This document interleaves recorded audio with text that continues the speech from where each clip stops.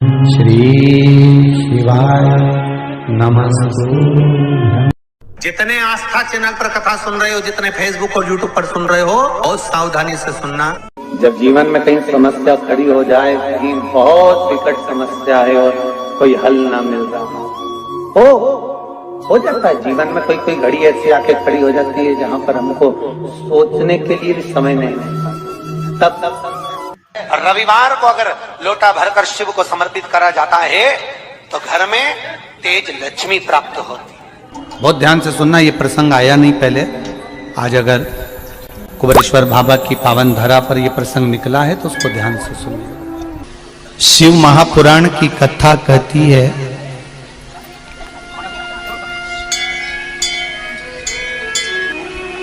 जो शिव मंदिर में दीप लगाता है, देवी मंदिर में दीप लगाता है, या माता शिव और शक्ति के नाम का दीप बेलपत्री के वृक्ष के नीचे लगाता है, उसकी जिंदगी में उसके बच्चों को एक नियम बना लो। जिनके उदर से जुड़ी परेशानियां, जिनको पेट से जुड़ी जितनी प्रॉब्लम हो, भोजन ना पचता हो, एसिडिटी होती हो या भोजन में जो भी तकलीफ हो, बस एक नियम बनाओ। एक नियम आपके भीतर होना चाहिए। प्रतिदिन का एक नियम कि भोजन करने के बाद अपने हृदय को हाथ रखना है और हमें शिव का नाम पुकारना है। चाहे तो ओम नाद कर लो, ओम का उच्चारण भी अगर आप लंबा स्वर में कर रहे हो तो भोजन जो तुमने किया है वो पचेगा और तुम्हारे शरीर में कष्ट नहीं होगा, वो भोजन पच जाएगा। प्रयास करना। यहां तक कहूंगा, नारी को जिस स्थान पर बच्चा रहता और उस जगह पर गांठ पड़ गई हो, गांठ गल नहीं रही हो बच्चादानी की, या डॉक्टर बड़े ऑपरेशन का बोल रहा हो, तो एक निवेदन जरूर करूंगा कि बेलपत्री के वृक्ष के नीचे एक बेलपत्री का पत्ता रखकर उस पत्ते के सामने शिव और शक्ति का नाम लेकर भगवान शंकर और पार्वती के नाम से 2 बाती का दीप, कितनी बाती? 2 बाती का दीप शिवजी और माता पार्वती के नाम से लगा दे।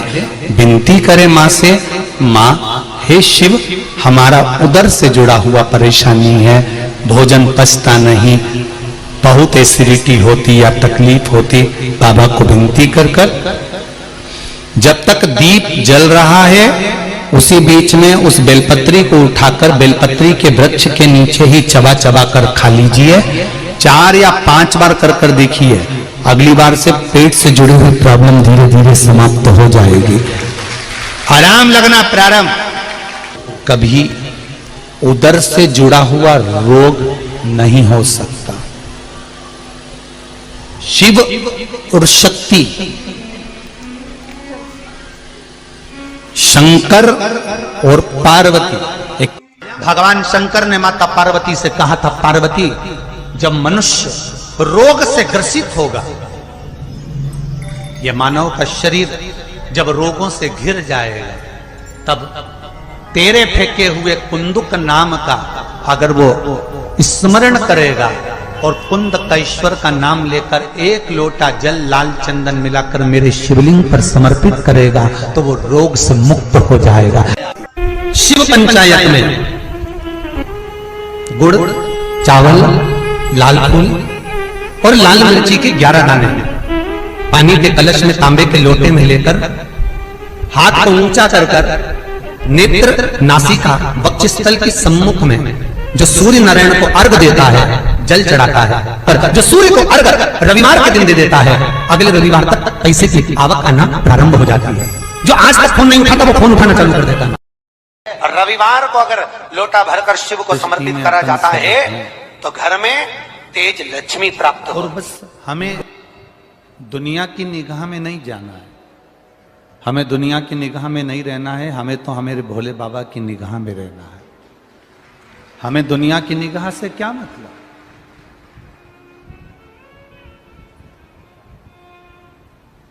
लोग कहते हैं कि आप दुकान में जाते हो तो कैमरे की नज़र में रहते हो, कथा में आते हो तो तुम कैमरे की नज़र में नहीं महाकाल की नज़र में रहते हो। इतना स्मरण अपने भीतर रखिए।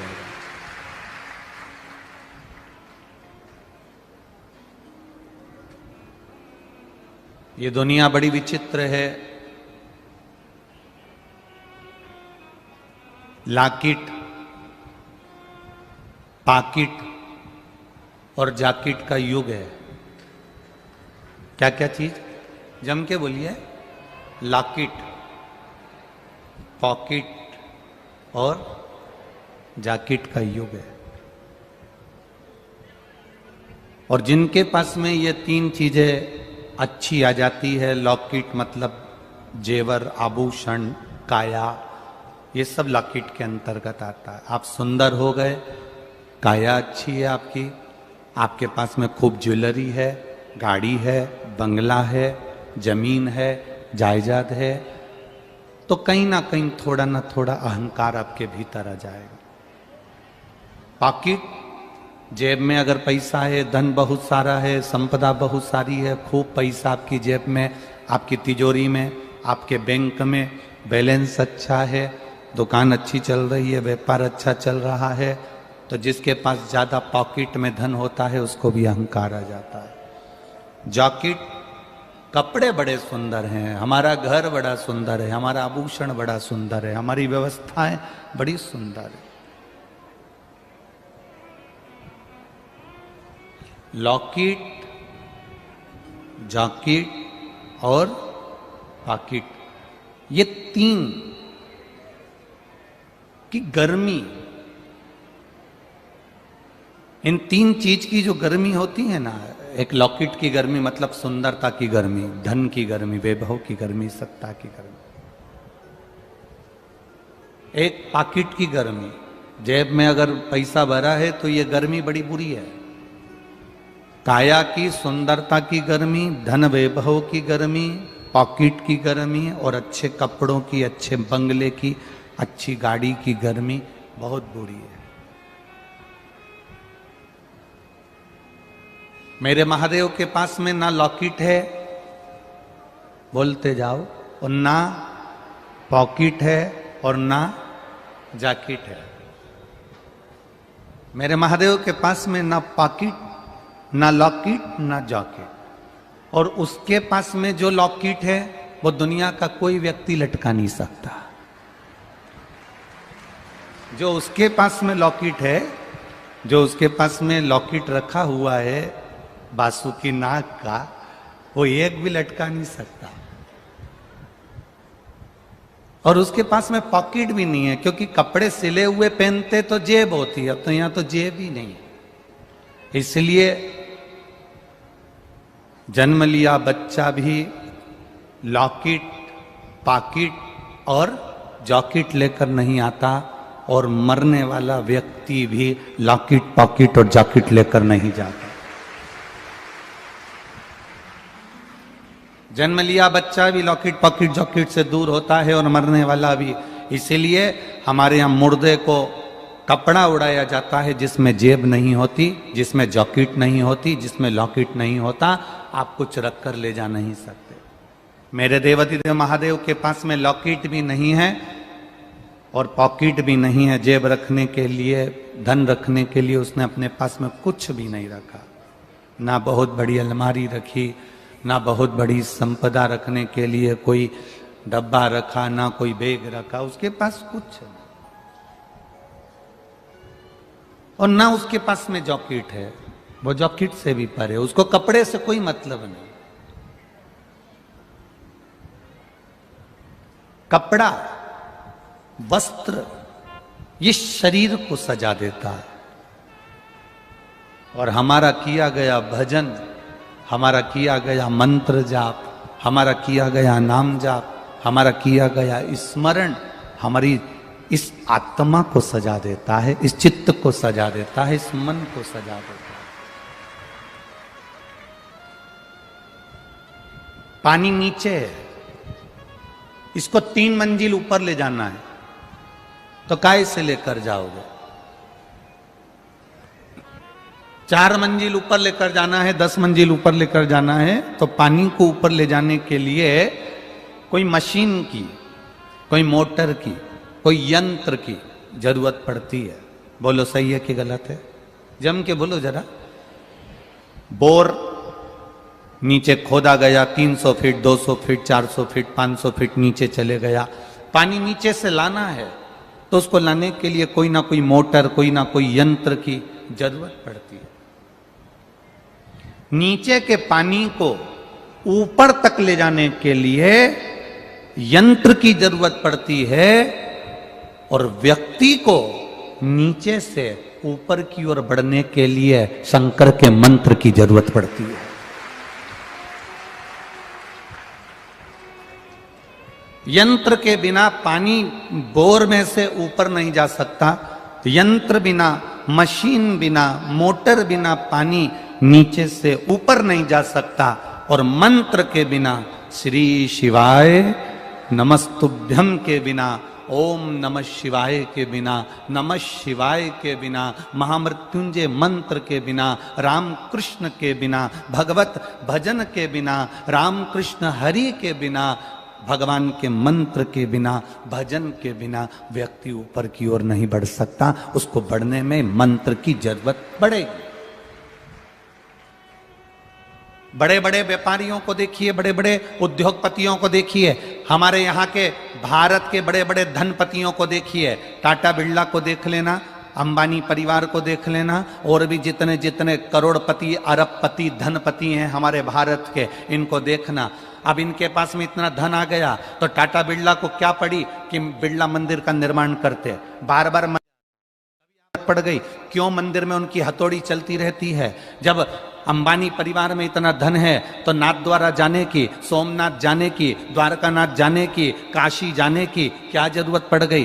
क्यों जाते हैं? उनको मालूम है कि ये दौलत, ये सत्ता, ये वैभव, ये धन, ये संपदा हमें जो मिली है ये भगवान के मंत्र से मिली है। ये मंत्र जपते गए, स्मरण करते गए, कीर्तन करते गए, नाम जाप जपते गए, तो हम भी उन्नति की सीढ़ी पर चढ़ते गए। जैसे जैसे मंत्र जपा गया है, जैसे जैसे भजन किया गया है, वैसे वैसे हम उन्नति की ओर बढ़ते चले गए, ऊपर की ओर बढ़ते चले गए। ये चमक ये दमक फुलवन में महक, सब कुछ सरकार तुम ही से है। हम ये बढ़ रहे हैं। पानी को नीचे से ऊपर तक ले जाने के लिए मोटर की, मशीन की, यंत्र की जरूरत पड़ती है, और इस मन को परमात्मा तक ले जाने के लिए, व्यक्ति को उन्नति की ओर बढ़ने के लिए भगवान के मंत्र की जरूरत पड़ती है। आप जितना मंत्र का जाप करोगे, आप जितना भगवान की भक्ति का स्मरण करोगे, आप जितना भजन करोगे, आप जितना नाम जाप करोगे, आप धीरे धीरे उन्नति की सीढ़ी पर चढ़ते चले जाओगे। एक अंदाजा लगाना, कोरोना महामारी के पहले आप लोगों ने अगर शिव महापुराण की कथा नहीं सुनी थी तो एक अंदाजा लगाना कि उसके पहले की जिंदगी क्या थी आपकी।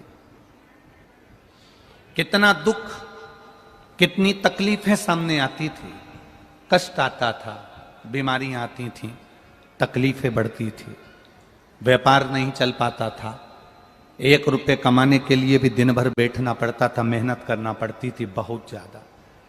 और धीरे धीरे आप लोगों ने जब शंकर जी के कथा पर विश्वास करा, शिव महापुराण पर भरोसा करा, शंकर जी को 1 लोटा जल चढ़ाना प्रारंभ करा, शंकर जी के मंदिर जाना प्रारंभ करा, तुम्हारे घर का कोई भी व्यक्ति जब मंदिर जाना चालू कर दिया, शिव जी की पूजन चालू कर दिया, शंकर जी पे लोटा भर जल चढ़ाना प्रारंभ कर दिया, शिव जी को भजना प्रारंभ कर दिया, टीवी पर कथा सुनना प्रारंभ कर दिया, पंडाल में आकर शिव पुराण कथा सुनना चालू कर दिए, तो अब तुम्हारे परिवार की दशा देखना, आपको पलटने देखने की जरूरत नहीं पड़ती। धीरे धीरे आप उन्नति की सीढ़ी पर चढ़ते चले जा रहे हो।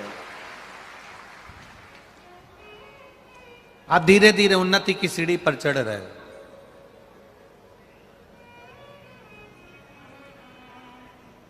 आप करोगे ना भजन, आप करोगे ना भक्ति, आप करोगे ना स्मरण, धीरे धीरे बढ़ते जाओ, धीरे धीरे उन्नति की ओर चढ़ते जाओ।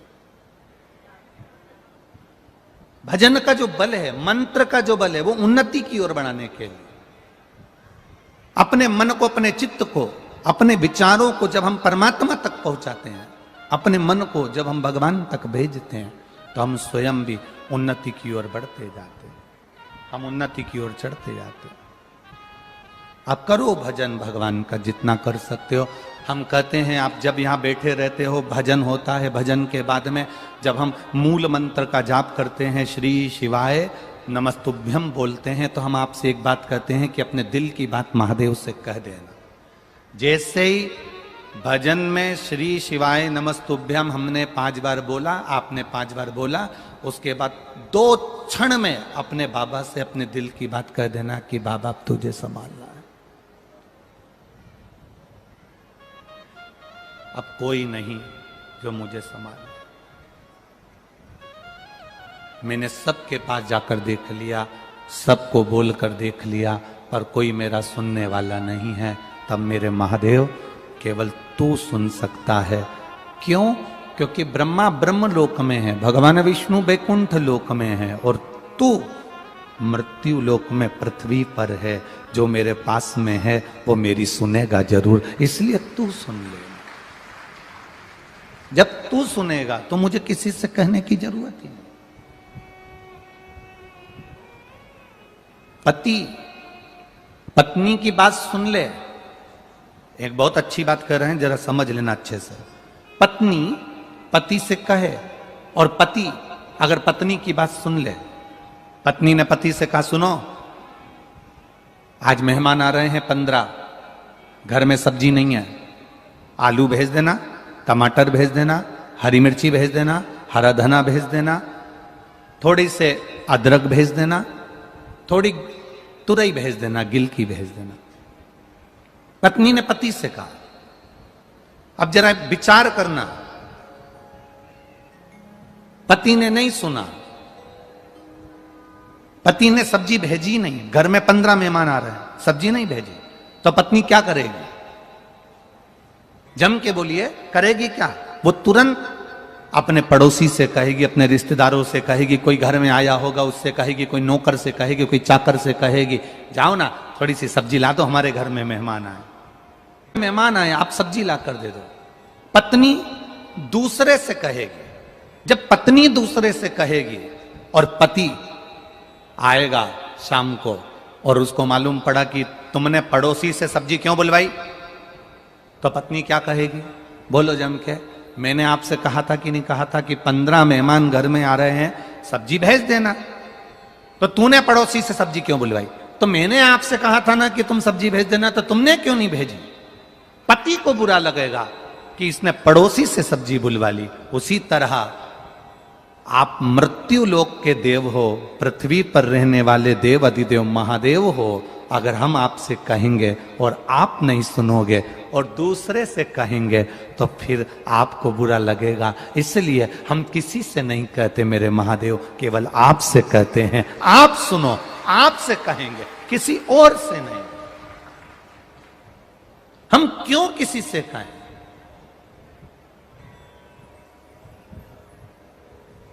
जो चोर को कुबेर बना सकता है वो हमारी नहीं सुन सकता।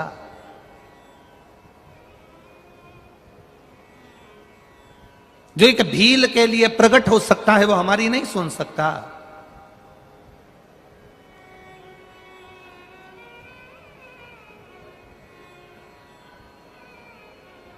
हम क्यों किसी से कहें? हम क्यों किसी के द्वार पर जाएं? हम तो केवल तेरा भजन करते हैं, तेरा स्मरण करते हैं और तेरे बल पर जीते हैं। हमें दूसरे से कोई मतलब है ही नहीं। आप जब एक पर आश्रित हो जाओ, आप अगर एक पर आश्रित हो जाओ, जिस घर में ससुर नहीं है, जिस घर में सास नहीं है, जिस घर में सास ससुर दोनों चले गए, ना देवर है ना जेठ है, पति पत्नी और घर में बच्चे हैं, तो अंदाजा लगाना, विचार करना, ससुर चले गए, सास चली गई, देवर चले गया, जेठ चले गया, या आप मुंबई में रह रहे हो, या पूना में रह रहे हो, या बेंगलोर में रह रहे हो, या आप छत्रपति संभाजी नगर में रह रहे हो, मालेगांव में रह रहे हो, धुलिया में रह रहे हो, अमरावती में रह रहे हो, तुम कहीं पर भी, भोपाल आदि कहीं पर भी रह रहे हो, और तुम्हारा पूरा परिवार गांव में रहता है, तुम अपने पति के साथ अपने बच्चों को लेकर शहर में चली गई। अब विचार करना, तुम किसके भरोसे गई हो? पति के भरोसे गई कि नहीं गई कि मेरा पति है वो हम लोगों को पाल लेगा, मेरा पति है बच्चों को अच्छी एजुकेशन दे देगा, मेरा पति है मेरे लिए भोजन की व्यवस्था कर देगा, मेरा पति है रुकने की व्यवस्था कर देगा, मेरा पति है घर में सारी व्यवस्था हो जाएगी। जब भगवान मां के गर्भ से बच्चे को जन्म देता है, बच्चा अंदर दोनों मुष्टिकाएं बांध कर रहता है और भगवान से कहता है मैं तेरे भरोसे रहूंगा, तेरे विश्वास पर रहूंगा, तब भगवान अंदर संकल्प देकर भेजते हैं, तू चिंता मत करना, तू अगर मेरे भरोसे पर आ रहा है। जैसे पत्नी पति के भरोसे पर मुंबई चली गई, पत्नी पति के भरोसे पर बेंगलोर चली गई, पत्नी पति के भरोसे पर फ्लैट में चली गई, मकान में चली गई, अब किराया पति देगा, बच्चों को पढ़ाएगा पति, रखेगा पति, संभालेगा पति, दवाई पति कराएगा। तो भगवान कहता है कि जैसे फ्लैट में पति पत्नी को लेकर जाता है तो संभालता वो है। भगवान कहते हैं अगर मैं तुझे पृथ्वी पर जन्म देता हूं, तू पृथ्वी पर पैदा होता है तो संभालता मैं हूं, फिर कहीं नहीं जा। श्री शिवाय नमस्तभ्यम, हर हर महादेव। सो फ्रेंड्स, अगर आपको ये हमारा वीडियो पसंद आया है तो वीडियो को लाइक शेयर कमेंट बॉक्स में हर हर महादेव लिखना ना भूलें। अगर आपको भी प्रदीप मिश्र से जुड़ी कथाएं सुनना पसंद है और उनके द्वारा बताए गए उपायों को जानना है तो हमारे चैनल पर बने रहें। तो फिर मिलते हैं अगले वीडियो में, तब तक के लिए धन्यवाद।